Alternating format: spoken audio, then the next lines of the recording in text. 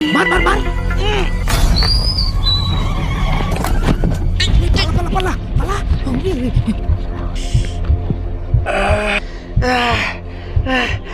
কি রে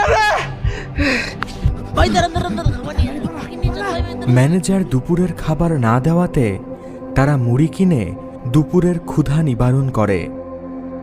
এই তোরা কাজে ফাঁকি দিয়ে এখন বসে নাস্তা করছিস কেন? এখনো তোরা প্লাস্টারের কাজ শেষ করতে পারলি না? স্যার আমরা তো ঠিকমতো কাজ করেই যাচ্ছি, আমরা তো কাজে ফাঁকি দিচ্ছি না। তাহলে প্লাস্টারের কাজ এখনো শেষ হয়নি কেন?